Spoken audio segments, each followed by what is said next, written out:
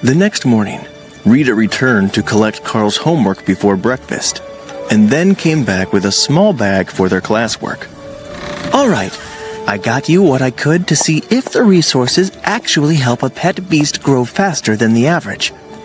This isn't going to be a short process. The Windspeed Hawk is going to need the whole semester to make it to awakened naturally. So, if you can do better than that, you should get good marks on your training. We will still work on your martial arts skills though.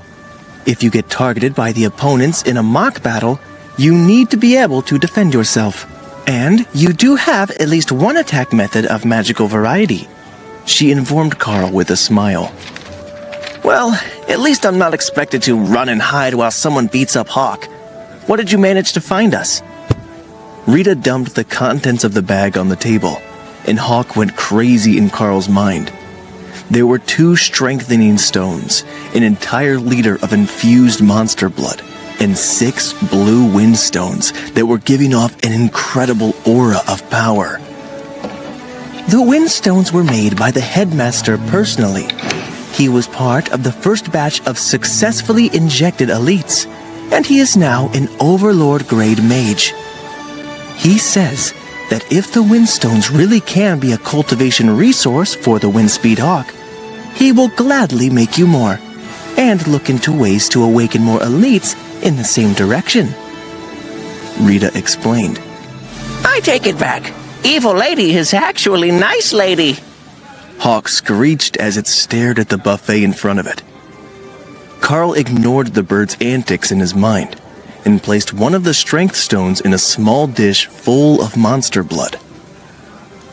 The energy seemed to seep from the stone to the soup Rita had also gotten, but Carl wasn't sure what to do with the wind stones. "You can't crush the wind stones, it will break the spell. But if he just sleeps beside them or wears one as a pendant, the mana should help. Assuming he can use it anyhow. That's how the new air magic users do it."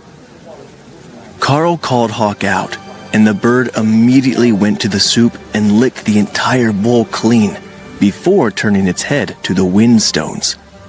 Each was no bigger than the diamond on a wedding ring, but the energy contained inside was immense.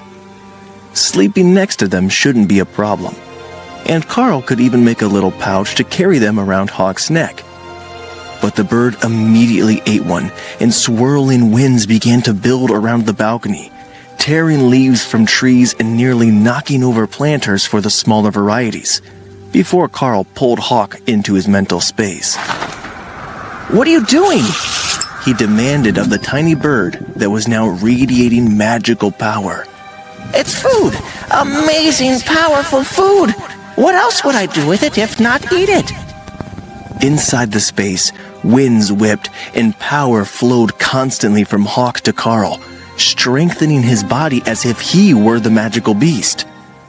But from the outside, from Rita's perspective, everything was calm, and Carl was meditating or distracted by his thoughts, with no sign of external stimulus.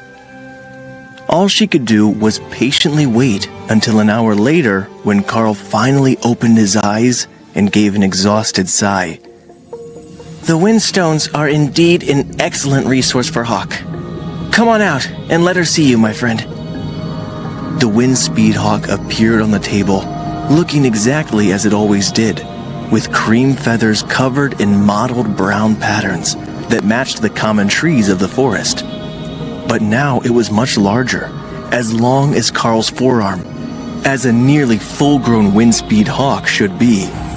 It was also giving off the aura of an awakened grade monster. Well, we can say for certain that feeding a windstone to a Windspeed Hawk will cause an immediate growth breakthrough, and it will progress from fledgling to a young adult state within a few hours. He's also starving again, and he has eaten everything I stored, so I'll pour him some more blood into the dish," Carl offered as an explanation. "It really worked.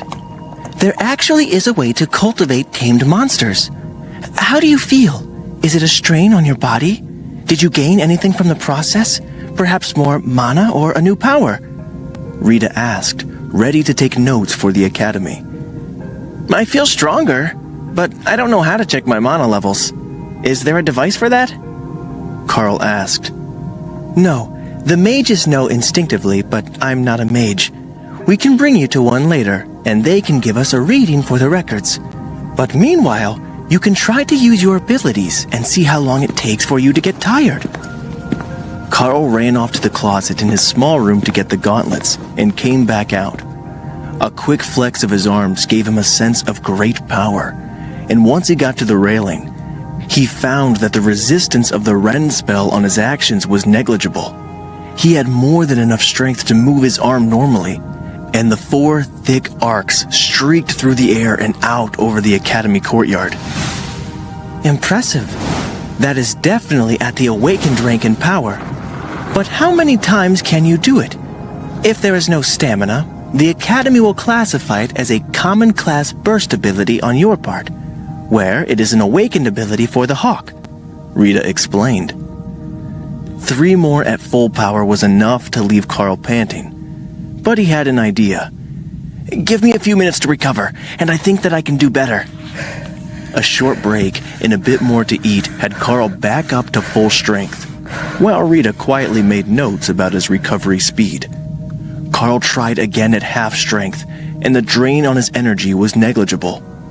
The feedback from Hawk was enough that Carl felt he could do this for hours, but instead, he did it a dozen more times, alternating hands and directions of the cuts as if he was shadowboxing with rend as the strikes. 15 minutes at half output. That's still common grade strength, but on the strong side of it, and it looks like you are improving as the Hawk improves. Once he is stronger, you should really become an awakened level fighter, or rather beast tamer, with the advantage of an awakened level beast to help you. Not bad for the first week, right? If you leave those resources here, I think that we can do better by the end of the month. We might even have enough strength to fight with some of the second-year students by the time the exams come around. Rita laughed at Carl's enthusiasm. You had better make time in your day for combat training then, or even with Hawk, you'll get beaten to a pulp. She had a point. This whole beast taming thing would be a lot easier if he had a giant rhino or something scary in front of him, Carl thought.